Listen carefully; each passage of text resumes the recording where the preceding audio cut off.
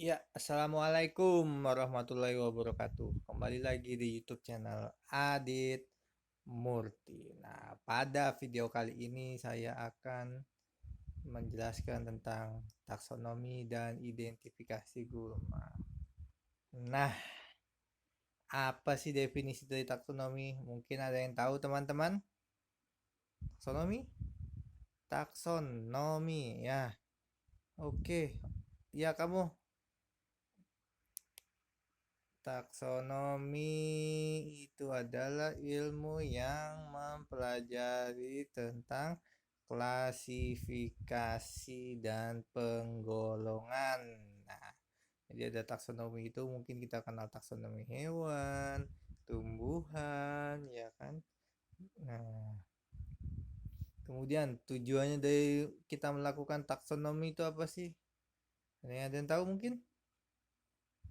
Ya, kita ingin mempermudah kerjaan. Memang betul. Nah, tujuannya adalah yang pertama, mengetahui hubungan kekerabatan gulma dengan satu dengan yang lainnya. Nah, di pertemuan kemarin kan kita telah mempelajari tentang morfologi dari gulma, ya kan? Nah, anak morfologi dari gulma ada yang gulma daun lebar, ada apa lagi? Teki-tekian, ada jenis rumput-rumputan. Nah, jadi tumbuh-tumbuhan itu juga ada beberapa spesies yang bentuknya mirip-mirip.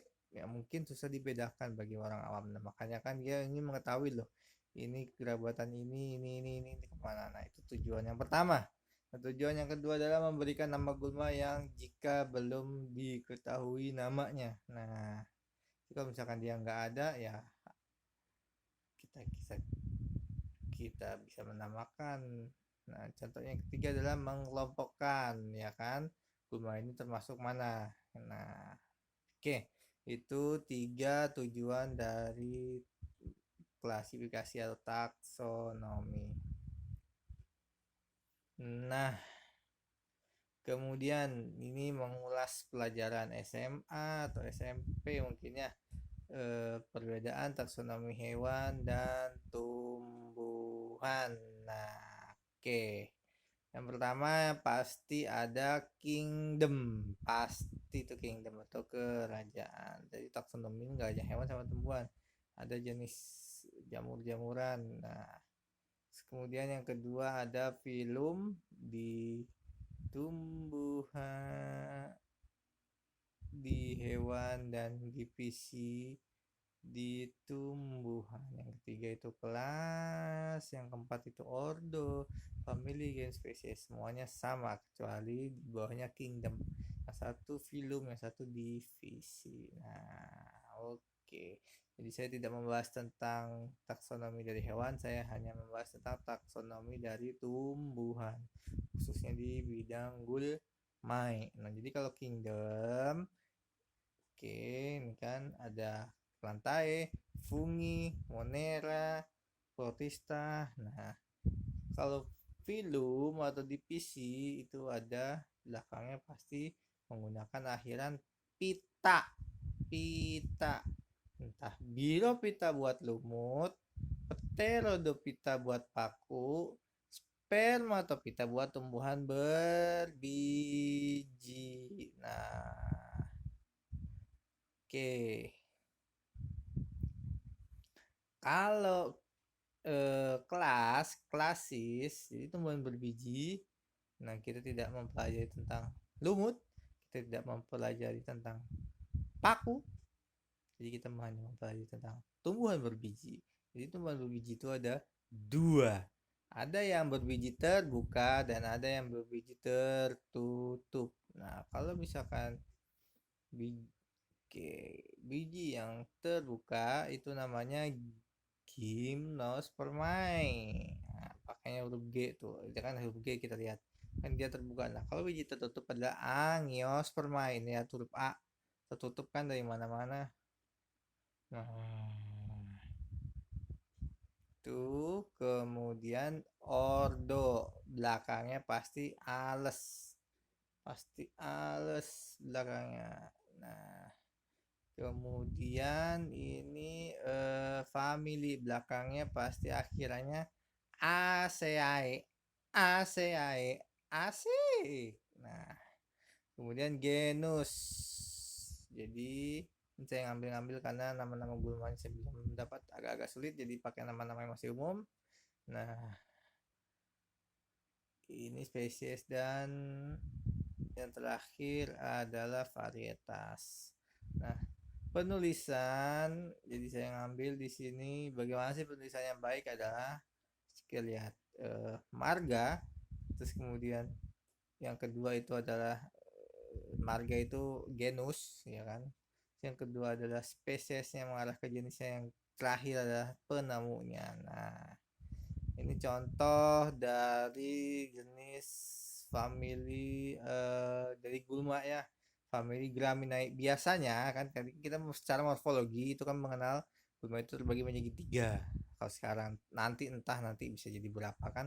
Sekarang itu tiga, yaitu jenis rumput-rumputan, teki-tekian, sama daun lebar. Nah, jenis rumput-rumputan itu adalah hampir semuanya termasuk dari family Graminae atau Poaceae. Nah, jadi dia memiliki batang bulat atau ada juga yang agak pipih dan pasti, dan sebagainya yang berongga. Nah, kemudian batangnya juga menjalar, terdapat pembengkakan batang di buku, ya kan. Ini semuanya lengkap sudah kita pelajarin di materi yang sebelumnya tentang klasifikasi gulma. Nah, kemudian daunnya terdiri dari pelepah, ada yang punya helaian daun, ya kan. Nah, kemudian contohnya, ini kan contohnya beberapa, sebenarnya banyak, nggak usah disebutin. Nih ada Cynodon dactylon, ada Eleusine indica, ada Impriata cylindrica, ada Echinus crusgali, ada Echinoa colanum, dan Panicillium repens. Nah, ini contoh beberapa contoh yang gambar. Ini Cynodon dactylon, yang ini Imperitus cylindrica. Nah, ini jenis rumput-rumput, dan yang ini, nah, ini ada di tanaman padi. Kemudian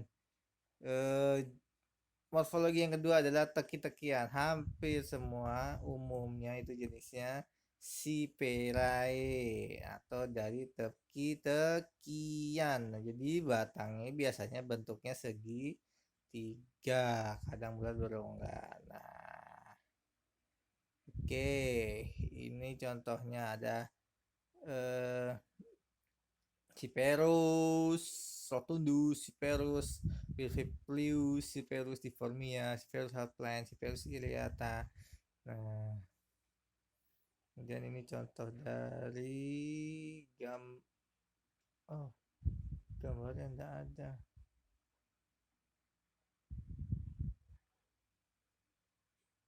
Nah, ini contoh dari gulma berdaun lebar. Nah, kalau misalkan gulma berdaun lebar itu adalah dia tidak mempunyai family khusus. Jadi kalau misalkan tadi apa namanya, yang jenis teki-tekian dia Speraceae. Kalau misalkan jenis rumput-rumputan adalah Poaceae atau Graminae. Nah, kalau misalkan dia ini gulma daun lebar, dia tidak mempunyai gulma berdaun khusus. Biasanya umumnya gulma daun lebar itu termasuk tanaman dicotyledon. Apa itu dicotyledon? Ada berkeping dua. Nah, memiliki akar yang serabut apa tunggal. Oke. Akar yang tunggal. Eh, se Nah, tapi ada beberapa juga yang ini ada contoh gulma-gulmanya, banyak, bisa cari di internet. Sayang di sini dia ndak keluar gambar-gambarnya. Nah, ini identifikasi Ya, oh sorry, determinasi adalah mengidentifikasi tumbuhan yang belum kita ketahui. Ya, nah, jadi yang pertama determinasi itu, oke, tujuannya apa sih? Dia biasanya ada,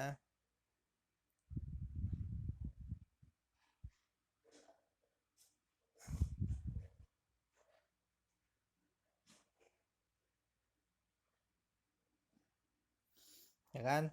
Pasti kalau misalkan kita ke hutan atau ke mana, kalau misalkan kita mengidentifikasi gulma, tanaman atau hewan, pastikan kita yang pertama kita nggak usah berat-berat, kita pasti membawa ahlinya, ahli serangga kah, ahli gulma kah, ahli tumbuhan, ya pasti kita bawa ahlinya. Nah kalau kita misalkan ahlinya kita tidak tahu, pasti kita akan buka yang namanya buku. Nah jadi di sini mencocokkan gambar-gambar yang ada di buku. Nah kalau misalkan bukunya itu tidak ada, atau yang buku yang kita bawa itu tidak ada, kita akan membuat yang namanya, kalau misalkan di Gulma itu kita buat namanya herbarium. Oke, pasti teman-teman udah tahu tuh gimana sih herbarium itu. Nah, herbarium itu ada herbarium basah dan sama herbarium kering. Nah, yang kita lakukan ada herbarium kering. Kalau misalkan basah ya ceburin pakai alkohol atau pakai borax dan lain-lainnya.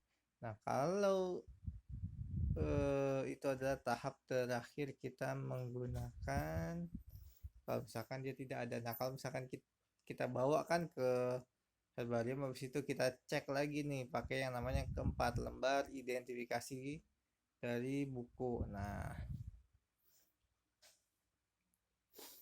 baru kita menggunakan kunci determinasi. Oke, itu adalah materi tentang